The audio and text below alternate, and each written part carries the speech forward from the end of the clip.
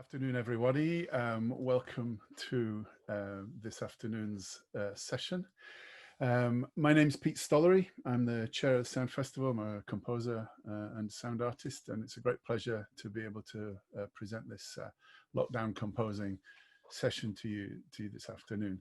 We've got 4 brand new compositions composed during lockdown to be performed over Zoom, over this platform by Any Enemy, who are distributed throughout the northeast of Scotland, and we're performing this to an audience that we believe is coming from at least all over the UK. So welcome to you all. It's great to have you here. These 4 commissions came about through a discussion that we had a few weeks ago. We host Friday mornings at 11 o'clock. Fortnightly sessions for composers to just come and talk, have a conversation about life as a composer under lockdown.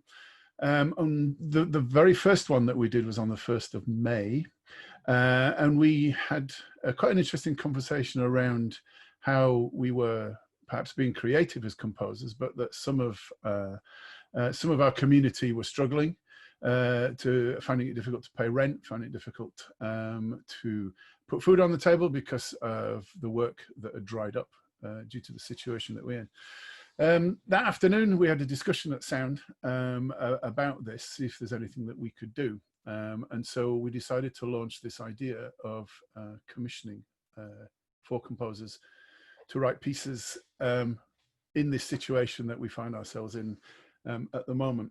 We set up a crowdfunding scheme the following day, Saturday, and by the Sunday evening, we'd got enough money to fund these 4 commissions, which was absolutely fantastic. We wanted to act really quickly, so we put out a call for composers to submit ideas as to what they would do if they were successful in getting one of these commissions. We got 25 entries. We only gave people a week to think about this and to propose an idea. It was extremely hard to get it down to the 4 that we've got today. The quality was really, really high and some really interesting ideas that were being proposed. Once we'd selected our 4 composers, we held a workshop on the 19th of May about composing within this situation, within this Zoom environment, if you like. And we've had 3 rehearsals up to yesterday and just now before we came on air. I think it's important that we talk a little bit about what we're going to hear. Of course, we're all yearning to be back in concert halls, listening to live music with other live human beings next to us. That's not happening anytime soon. One of the things that we've decided at Sound is to try and exploit the resources that are at our disposal at this time. Not to replace anything that we would normally do or what we've done before, but to add to it with the desire to keep things going. This is really important for us. Keep things going, but using the resources that we've got. So this actually means that we need to revisit our expectations and to reassess value in relation to what we are listening to. I think this is important in this situation because Zoom is a really, it's a very useful platform. It's a great way for us to communicate. All of these platforms are a great way to communicate, and it's how we're staying in touch with each other a lot, certainly with meetings, but also with quizzes and family discussions and all kinds of stuff that's going on. But they're designed, these environments, for the voice. And what we're doing is playing music live over Zoom. You may have seen lots of pre-recorded versions of Beethoven's Ninth Symphony and various other pieces of classical music. These have been edited over time, where the musicians have sent in bits of music, which have then been edited together by someone else, and then it gets played out. We're doing something a bit different. This is entirely live, and it's important, I think, that we realize what we're actually achieving here, which is quite something, I think. The brief for the 4 composers then was to harness the constraints of Zoom, of the difficulties that there are with this environment, and to exploit these idiosyncrasies creatively, the time lags, the variable sound quality, the dropouts, the freezing, the possible total loss of an internet signal at some point, which is something that happens quite often in rural Aberdeenshire, I have to tell you. But it's been an amazing journey for both composers and for players. but we hope you'll enjoy the results as much as we've enjoyed putting them together this afternoon for you. So I'd like to welcome, first of all, please, the 4 composers. We've got Lisa Robertson, Rylan Gleave. You've already seen Rylan. He's very generously signing for us at the moment. Hello, Lisa. We have Rufus Elliot, and we have Aidan Teplitzky. And it's great to see you all, and thank you so much for being here, for doing this wonderful music for us this afternoon. We've also got Any Enemy here. I'd like to introduce them. Any Enemy, a group of performers who came together under the wing of Sound to perform new music. Sound Festival has been going for over 15 years now, and quite a lot of our players come to concerts and they listen to new music being performed by people that we bring to the northeast of Scotland. But it's wonderful that we've got a group now who want to actually make music with us. So the group's been around for a couple of years now. Made up of local musicians, and so these are the players that our 4 composers have composed for. So what I'd like to do very quickly is to just show you exactly how distributed we are. So down the bottom here, we've got 3 of our composers, Rufus, Aidan and Rylan. Lisa's over here in the West Highlands. And our players are over in the northeast here, with Fiona up in Buckie, Peter down in Brechin, Catherine, Alison and Aidan, Catherine, Alison and Lucy out in Aberdeenshire, and the rest sitting in Aberdeen. I think it's quite interesting just to see where we actually all are as we put on this live performance of these 4 new pieces of music. So I would like, please, to welcome now Lisa Robertson, who's going to be having her piece performed first. And Lisa's piece is called Archipelago. Just trying to find it on my desk here.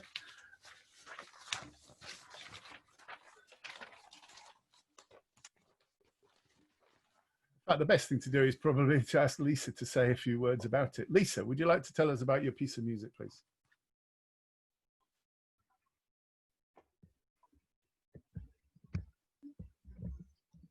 Hi, everyone, and welcome. This piece is called Archipelago Transmissions Between Islands.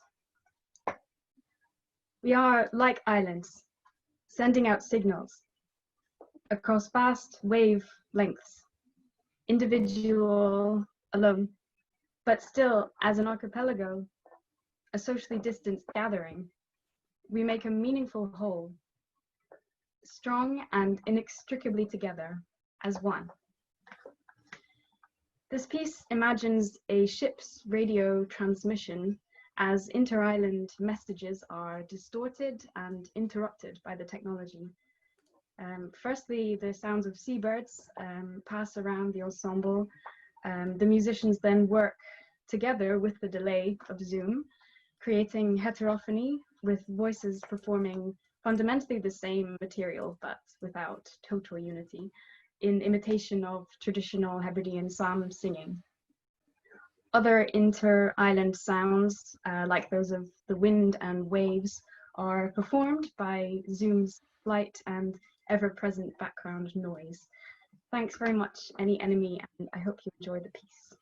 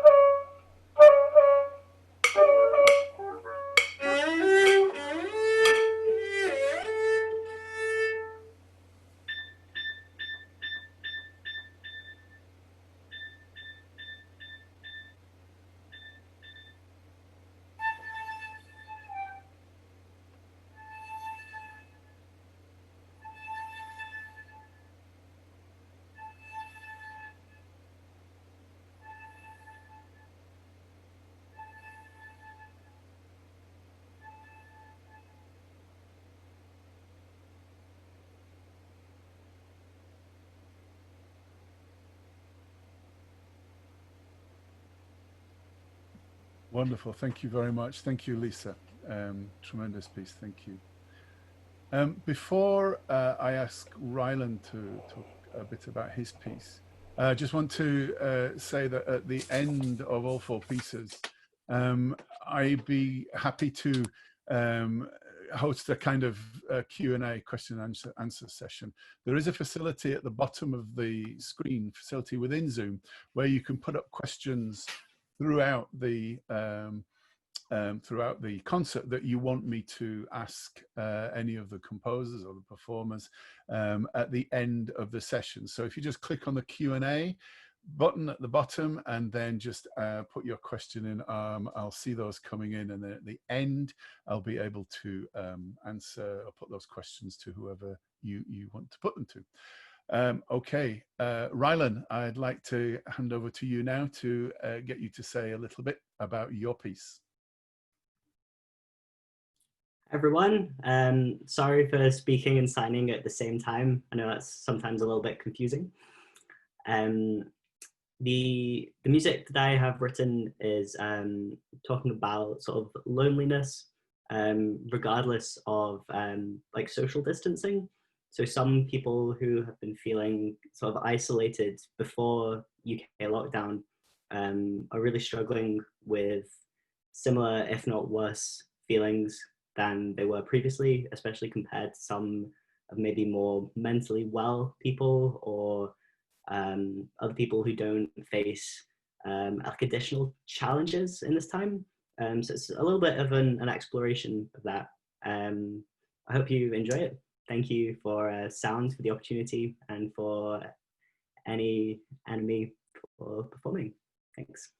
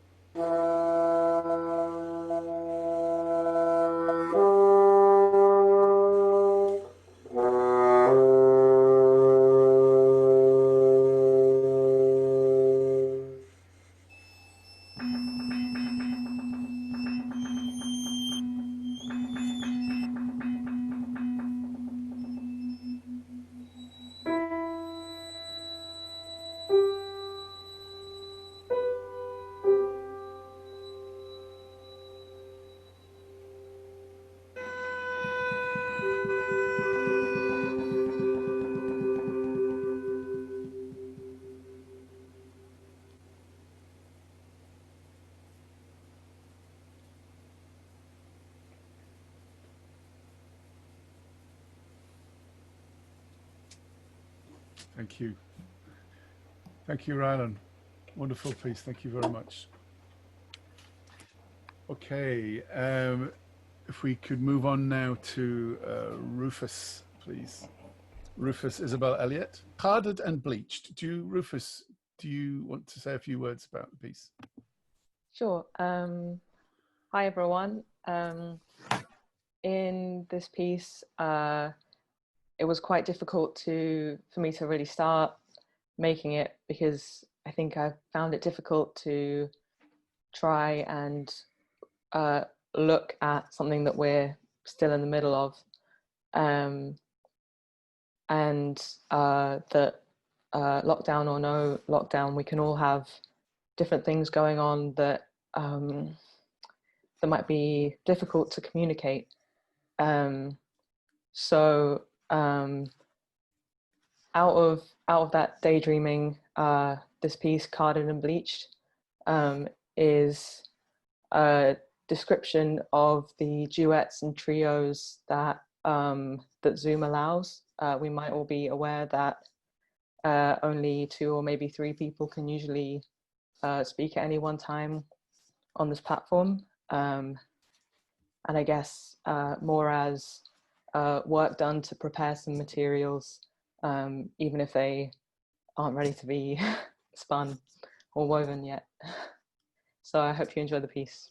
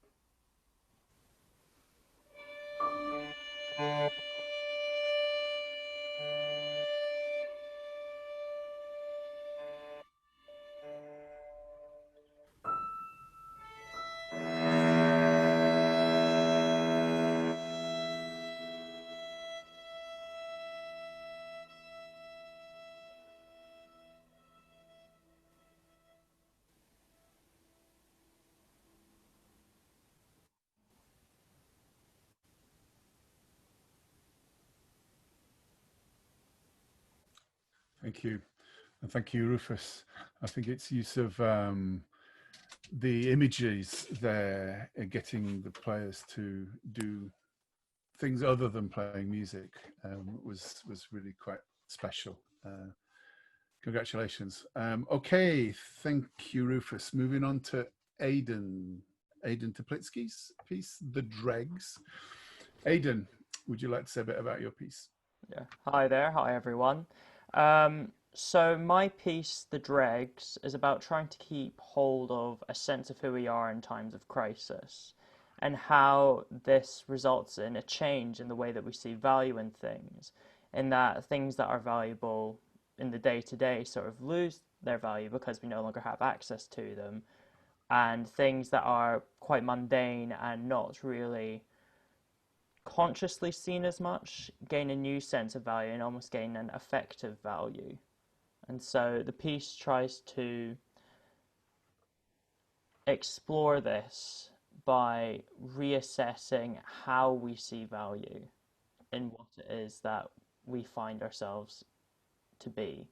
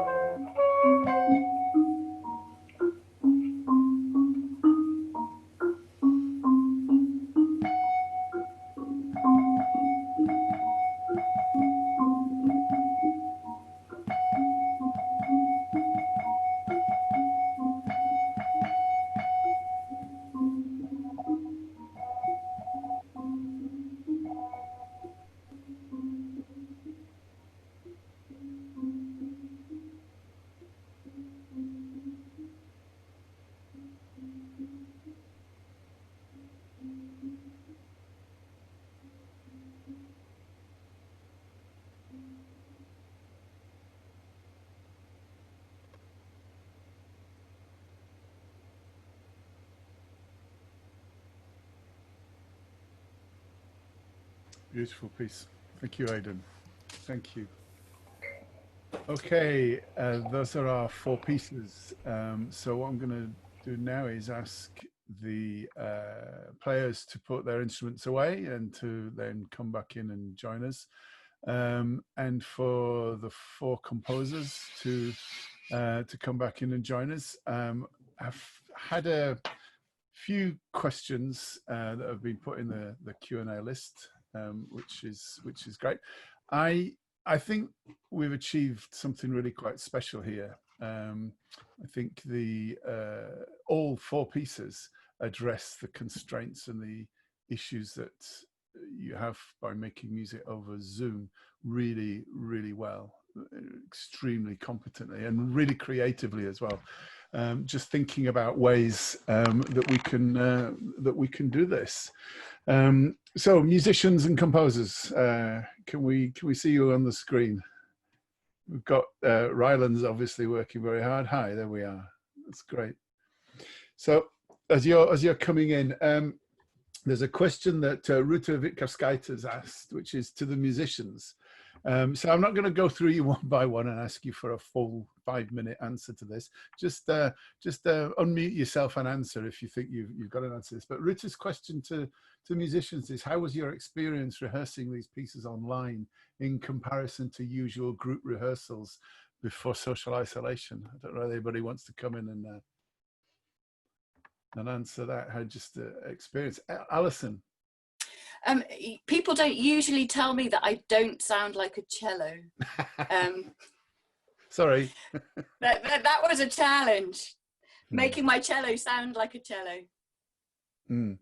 I think what's interesting is where you are, it sounds like a cello. And where I think it's one of the interesting things for me is sort of coordinating all of this was how different the technology makes your instruments sound, just because of the nature of the processes that it has to go through before it gets to the listener.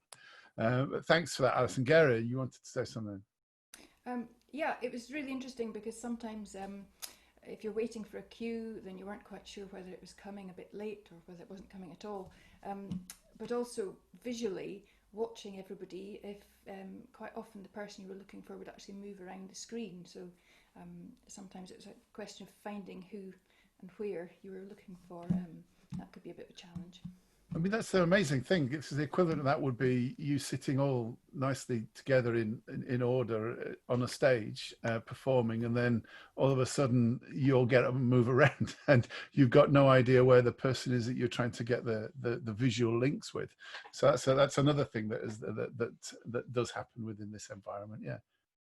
Any other thoughts? Okay, I don't know whether any of the composers got anything to sort of say about that aspect of it. Well, I'll ask your composers, how did you deal with this idea of that your musicians wouldn't be able to do all the things that they learn at school and at college and as professional musicians, about how to work with each other in the same space and blend and respond in the way that they obviously weren't able to do that in the same way, but they had to learn different ways. How did you kind of find a way of dealing with that in your pieces?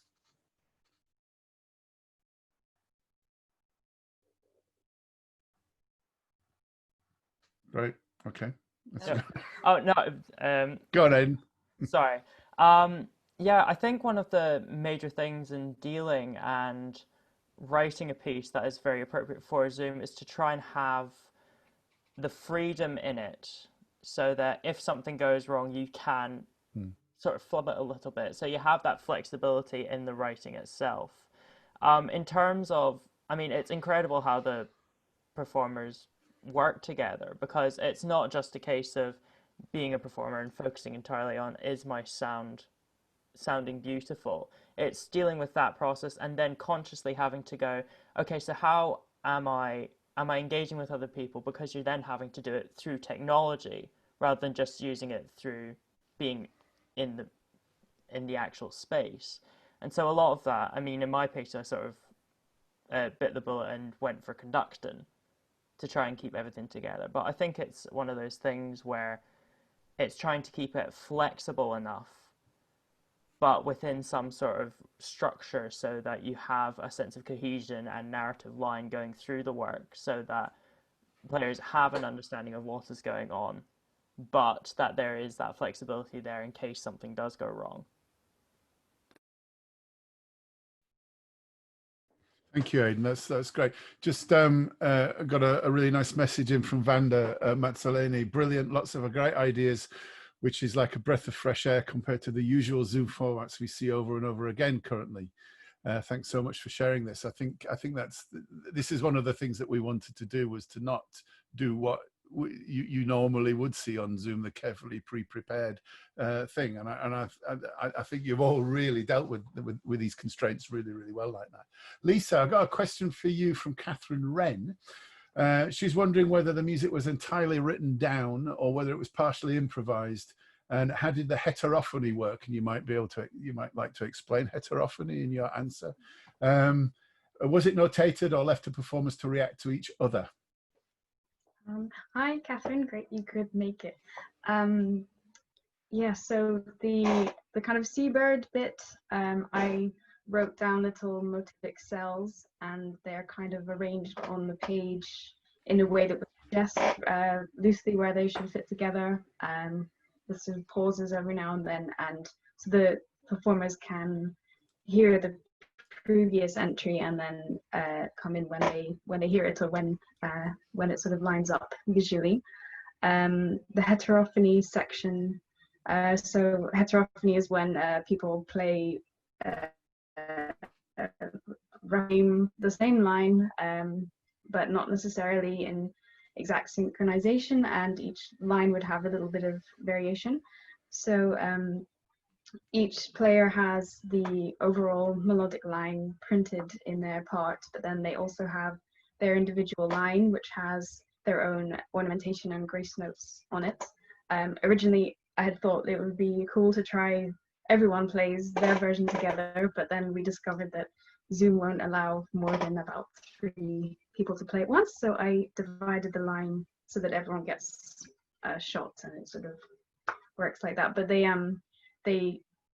aren't trying to be exactly together. They're sort of following the line and yeah, trying to sort of loosely remain together. And I think heterophony is ideal for Zoom, and the idea that, you know, people could try and play in unison, but whether you like it or not is going to come out as heterophony because of all the lags and time lags that there are. So that worked really well. A question to all composers from Ruta again. She's asking about rehearsals and how you attended rehearsals of your pieces, and if so, how different did your pieces sound each time they were played? I assume sometimes you would hear one instrument clearly and then another. Any of the composers want to respond to that?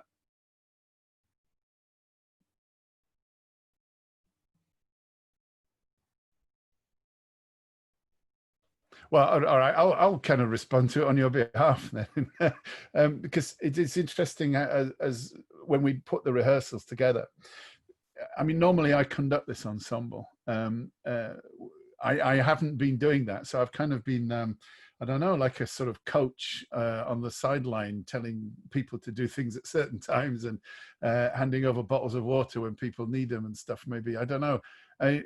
Aidan, you conducted your piece because you needed a certain amount of coordination for section starts, but the rest of it didn't need me to be a conductor. So I felt I was a facilitator, and it was interesting working with the composers at the rehearsals, because of course the composers had an idea of what they had written down and an idea of what they wanted in their heads, but it's so difficult to know what the answer is going to be. What's the real sound that you want? What's the bit that says, you know, that's exactly what I was after?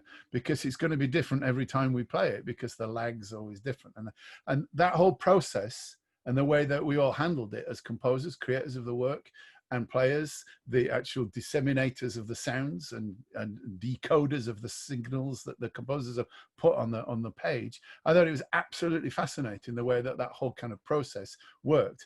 And when I was saying that bit at the start about how we need to kind of have different values about what it is that we're hearing, we could do all of these pieces again and they'd sound very different if we just take into account you know, when the sounds happen. We would hear phrases that we have heard before, but there's a kind of built-in aleatoric nature of Zoom. So it's this kind of aleatoric filter. Someone once used this phrase to me a couple of weeks ago, and aleatory being chance. You know, you really don't know when something's going to come through to the listener. And even when you're playing it, you've got no idea because you're just in charge of your part. But Zoom deals with it in this kind of aleatoric, filtery kind of way. But producers, hopefully, well, you've built enough into it, you composers, enough constraint, you work with the constraints to build in enough leeway to make it, you're happy with what the result is.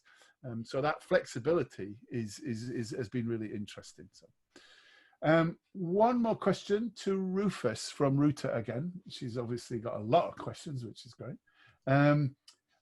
So Rufus, Ruta loved the audiovisual aspect of the piece. The images seem so intimate. How did you decide who is doing what, and did the players come up with the ideas? So the parameter for the players was that they would do something with their hands in close up. So it wouldn't be this frame, and they'd have the hands close to the webcam where possible. And then I did give like a big list of possible things, and some people did things that I suggested, and some did slightly different things, and that was a personal choice for the players, something that they wanted to do. The thing that impressed me, Rufus, was the way that you, because we asked you to think about the visual aspect of this as well, because when you know, an audience doesn't just listen, it watches a performance. And one of the constraints that we all found out early on was the difficulties that there are with more than 3 lines coming through Zoom. And so your answer to that was to have 3 of the ensemble performing and with their instruments, but the rest of the ensemble doing this very strongly visual thing that worked incredibly well. So I think that was a great way of hitting the brief as well. So I think, oh, hang on, I've got another question here. Chris Barlas, I'd like to know if the composers and musicians would like to continue working this way in the future. That is, do they see this as an extra or a substitute? That's a really good question, Chris. I'd like to answer on this. I think what's been interesting about the whole project is it's almost an entirely new way of engaging with music. And it's almost like a new form of chamber music, in the sense it's almost verging on like an Adrian Howell style of intimate performance where you are an individual experiencing something almost passively or almost incredibly directly. And so I'd love to work with it and again, but I think it would be depending on what the work is. So it need to have a context and reason for using this medium in order to make sense. But it's been really interesting and something that I think it's going to change the way that we experience music now, in that, as Pete was saying, a lot of the issues were because of technical limitations of what the technology does, in that it is designed to be just for the speaking voice, and then trying to work around that with music. And I think because of that, we will see a shift in technology, and we've basically found a new need of the question of, okay, so what happens if we develop this technology further? What if we can have it so that instruments can play over larger distances, and we actually build technology that is capable of doing that? And I mean, think about that in terms of a canonic perspective. You could probably do more performances of Gruppen by Stockhausen and sort of expand the entire range of what can be done within the art form. So I think I don't think it's extra. I think it's just a new stage in the development of where we're going with art, and how technology feeds into that in terms of research and development. That's great. Thanks, Aidan. Anyone else want to say anything? Just to Yeah, add, Gareth. Oh, sorry, Peter, and then Gareth.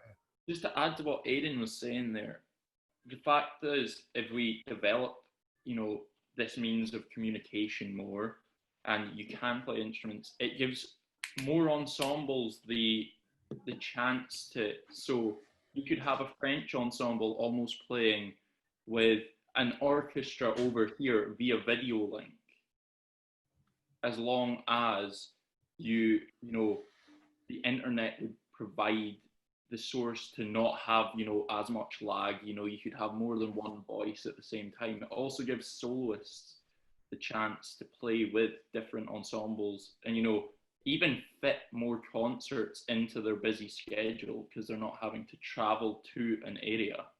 So I feel like it could assist music, but you can't get the same feeling, I feel, across to an audience as you can from like an audience to performer perspective, because they're not in the same room, they're not feeling the same. You know exactly what it's going to come out with in that situation compared to just now, whereas we don't know what we're going to hear and what the audience is going to hear. So yeah, just to further that the more we develop this, the more I can see it becoming a tool to just expand music as a whole. Thanks, Peter. Maybe I can just come in here. Georgina McDonald-Finlayson's put a question that's related to this, and this is to the ensemble. As a performer, does performing like this on Zoom satisfy in any way something about performing live that you have been missing during lockdown? Gara. When I first found out about this whole idea, I have to say there was a bit of me that was quite terrified. It's so out of control, and you're really, being at home is kind of strange to be in the right mindset. But I've been amazed that over the few rehearsals we've had, how it really felt like an ensemble in some ways. And I still feel that even when I'm looking at people's little photos on the screen, that I have an actual connection. It actually feels like an actual connection with the person. Probably because we know each other well anyway, because we play and we have a lovely community kind of group kind of feel. We're all good friends. So it actually has been really strangely rewarding. It's been peculiar to not see an audience and just to hear comments afterwards. It would be nice to be able to wave at the people that have come to hear us. So thank you for coming to hear us, and thank you for all the composers for writing great pieces. I really enjoyed doing it, actually. Absolutely. Thanks, Gareth. Aidan, did you want to say something? Aidan, piano Aidan. Yes. Hi, yes. I just wanted to say that it was actually really nice to play with people again, because it had, until we'd done this, it had been maybe 7 or 8 weeks until we had, I'd done any form of ensemble playing. So it was, although it was challenging and difficult and a little bit frustrating at times, it was really nice to get back to play together. Fiona. Yeah, Fiona. Sorry. Yeah, I'd like to agree with that. It's been really great seeing people and having a connection with people. It can be very frustrating. I find it interesting that we all hear different things. And particularly for me, playing oboe, everyone keeps saying I'm too loud, and it's I think fantastic composers for writing for such a disparate group of instruments, and including us all. But the way the sounds and the harmonics obviously come through Zoom is fascinating, and I think very, very interesting. And I think it's something I would like to do again, but it is frustrating in many ways. But it's something that's worth exploring further. Yeah, I'd like to second that. I think anything new that it's possible to see. It's turned everything upside down. I didn't even know about Zoom 2 months ago, 2.5 months ago, 3 months ago. And it's extraordinary because all of a sudden everything's happening on Zoom, and it gives a completely different way of relating to other people. It isn't the same as human contact, but it's very good to learn about it, and I'd like to learn more. It's very interesting, the relationship that we have with the audience that we can't see. All I can see is that there are 44 attendees, so we've got 44 people in the audience. At the height of the concert, the performance, there were 49, which means that 5 people have left. But I've got 5 really nice comments in the chat list from those 5 people who've left, saying how fantastic it was. So I don't think they're walking out. But it's really interesting. We don't know anything about the audience. We don't get any feedback from the audience. You know, I can have a quick look as to who's there, and I recognize a lot of names, and it's great to see all those people there. But it's really, really strange, is this. But I think my take on this is that this isn't replacing anything, or rather, sorry, right now it's replacing what we can't do. But at the same time, it's defining something new that we might take things from this. When we come out of lockdown and we're all able to sit next to each other and listen to Mahler symphonies again in the future, we might also take some interest in doing more of this kind of thing. I mean, you know, 3 months ago, quite a lot of people were saying, "Oh no, I never do that Skype thing where you talk to people and you can see their faces while you're speaking. No, I just do things on the phone." I think we're going to communicate much more like this as we come out of this. And I think we've learned a lot. I've certainly learned a lot by doing this as to how we can actually respond to each other, react to each other as musicians, and create things for each other in a constrained climate like this. So if we've been able to be creative like this with these constraints, just think what we can do when we get out and how that will inform our work as composers and how it will inform the way that we work with other musicians. So I think we've been through something here that is really good to have been through because we've learned things from it. That's my thought anyway. Couple of questions more. Alan Carr has said, music is all about communication. How do the performers, composers feel about not having the audience present physically? I think I just answered that one for you, Alan. I don't know if anybody else wants to answer that. It is really strange. Pauline? No, if I can just come in and say, it did actually feel like a sense of performance. So you knew that the audience were there, even though you couldn't see them. So I'm sure everybody else felt the same. You know, it was like, oh, it's performance time. And so it did still feel like a sense of occasion and a sense of performance. We were still performing for you. So it was still felt like that, even though we couldn't see you. Paul Whitaker, this is a slightly random question, he says, perhaps, but he's asking, as a deaf musician, how would you performers cope with Zoom rehearsals and performances by just relying on visual cues and no oral ones? That's a fascinating question. Ali?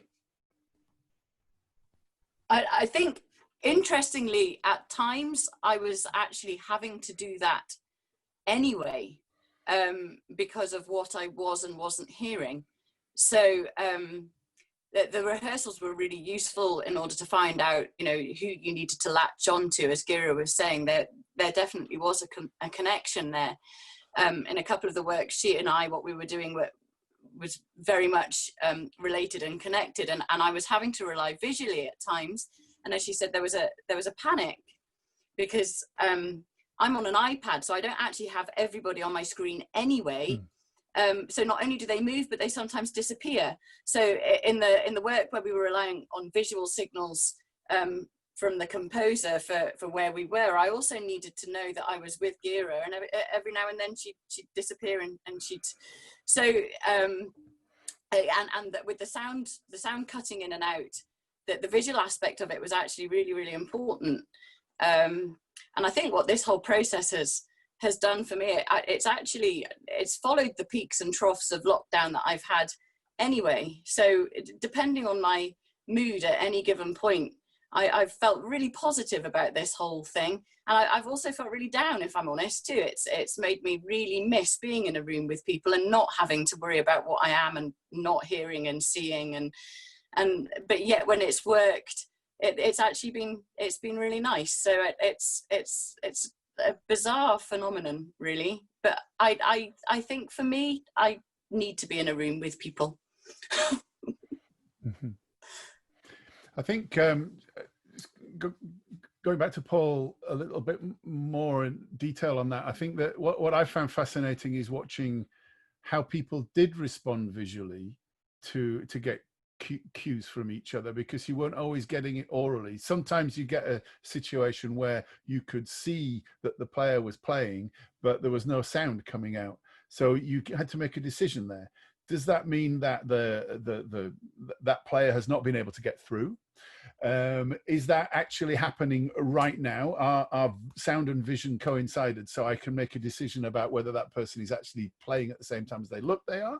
I just can't hear them. Or is it because they're playing, they look like they're playing, and I'm going to hear this in about 3 minutes time because my internet link is so poor? All of that actually makes you think, you know what, forget it. I'm just going to go with it because I think I should be doing this now or roundabout now. And that all the composers kind of built that elasticity into their pieces to make that happen. So I think it's a really interesting question. Lucy. I would say when we first started doing it, I think performing across the internet, sometimes you can feel a bit exposed, like more so than you ever would in a room full of other performers. So sometimes when you're not sure if you can hear someone else playing, you just kind of have to go for it and hope that you're in the right place and that everyone else latches on. So yeah, that was one aspect that kind of took me by surprise. And another thing as well is that I think our first rehearsal, I was like, oh my gosh, how is this ever going to work? And I think it was the same for some things throughout lockdown as well. And actually, I think the second rehearsal, I was like, okay, I can see how this could work. And it also started coming together. So it's really interesting how quickly I think we've evolved to make it work. So yeah, I thought that was good in a way. But yeah, it would be good to be back in person performing with people. But yeah. Thanks, Lucy. I'm acutely aware of the fact that Rylan is signing away and not actually getting the opportunity to answer any questions. I don't know, Rylan, whether you wanted to say anything or are you happy just continuing what you're doing? A lot of what has been said is something that I would agree with anyway. I felt quite similarly to a lot of the musicians, I think, in the sense that I really enjoyed the project. Again, thought it would be really difficult when we started, but as rehearsals progressed, it did become easier, a bit less of a challenge and more fun. I'm not sure if I would use this sort of technology again, but I can see in the future there might be some chances where it would be an interesting way of collaborating with performers who you maybe can't come to Scotland or you can't get out to visit. I think there could be an interesting situation there where it would be useful. Thanks, Rylan. I'm gonna start to wind things up now and ask one final question, which is from Fiona Robertson, sound director, to composers. Would any of you like to hear a version of your pieces performed physically live when we come out of lockdown, or do you think they're purely for performance on Zoom?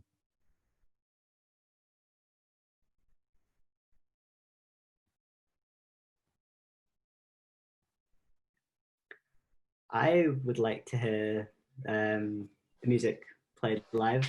Right. I think it'd be really interesting to see how different it would be, to see which of the lines come across more strongly and which ones kind of fade away in a very different way to how they have been on Zoom. So yeah, definitely. Thanks, Fiona. Great. I'm not sure what Fiona was saying, that it will be programmed in sound, but I think it wasn't so much an offer as just an interesting question. But yeah, go on, Peter, you were saying. Was it Peter? Yeah. No, who just came in then? Sorry, that was me, just to... Oh, sorry, Aidan. Sorry. But yeah, I think it'd be interesting, going on what Rylan was saying, to hear how it would change, because it is just a completely different performance environment. And the fact that the pieces have been written for a very set way of being performed, it would change it, and I don't know if it would. I think it would make it a different piece more than anything else by having it played live, and so I think that comes into consideration as to whether there might be the opportunity to create new versions of existing pieces so they can be played online. I think Davina Gray's come in the chat and said, suggested perhaps play a live version and then show the Zoom version afterwards, because I think that the danger of doing a live version is that there's a kind of fixed nature of that. Where there's danger, not the danger, but the advantage of doing 3 or 4 Zoom presentations is they're going to be different each time. So it'd be interesting from an A to B comparison kind of thing as well. Right, okay. I'm just going to read a couple more things here. Catherine Wren's had to go. She said, definitely had a sense of being a performance, a different feel to watching a pre-recorded performance. It mattered much more that I shared with you in real time rather than picking it up later in the day. Lots of inspiration and ideas to carry forward. Kira Mitchell, a great performance. You really utilized Zoom and the circumstances made everything work well for you and the audience. Thank you. Thank you very much. Abir Eladni here, Eladani, sorry. Thank you very much for a fantastic performance. And to Rylan for making this event even more accessible. Well done, everyone. And Alan Carr, I like the idea of hearing versions for live performances with the audience. So I just want to wind up now. Thank everybody. So I want to thank the composers in the first instance for coming up with 4 fantastic pieces, which I would really like to hear again, because I think you really met the brief really well in 4 individual different ways. It was 4 stunning pieces, and it's amazing to think that you hadn't thought anything about this a month ago, just over a month ago. So it's amazing the turnaround that you've done with this to create something and have it done like this. So well done to the composers. Well done to Any Enemy. Fantastic. We've learned a lot here. I think we've done some really interesting stuff in the past, but not as interesting as this, as far as kind of learning about how we make sound. We're taking it from the composer's instructions through to the listener's experience, and we're doing it in an entirely different way than we've ever done before. And I think you've done absolutely fantastic. So well done. Another big thank you and shout out to Rylan. Thank you so much, Rylan, for stepping in at the last minute to sign for us today. Absolutely fantastic and very, very necessary. Just to say, listeners, if you're still there, oh look, 43 of you are still there, which is wonderful. Thank you for sticking with us. We've got a poll, a little evaluation thing at the bottom of the screen. If you could just click on where it says polling, and then you can just answer a couple of questions which will help us with some feedback for these kinds of things. We're doing a lot of this stuff at the moment. And if you take a look at the Sound website, you'll see there's a lot of activity that's going on during lockdown. We're putting lots of things up there. There's lots of activities that people can do. We've got a week on Sunday at, let me just get the right date. This is on the 21st of June, at the same time as this next Sunday, in fact. We've got Ailey Robertson, who's going to present an hour of new music. An hour of new music by Black female composers, which she's going to perform or going to play for us next week. And then 2 weeks after that, we've got Steve Montague, who's going to curate a playlist as well. So there's lots of stuff going on the Sound website. You want to have a look at that, that'd be great. Finally, a few thank yous. I'd like to thank Sound Creators.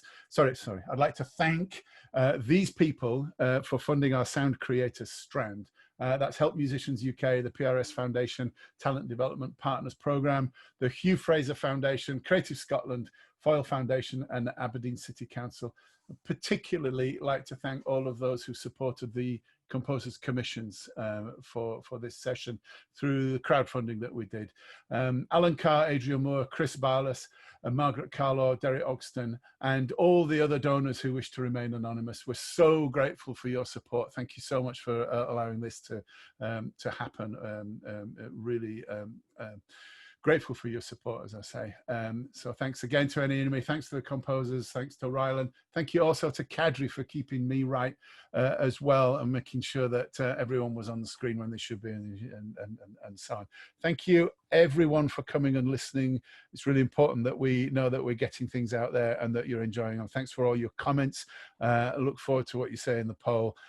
Stay safe, and we'll see you hopefully at another Sound Event in the future. Thank you very much.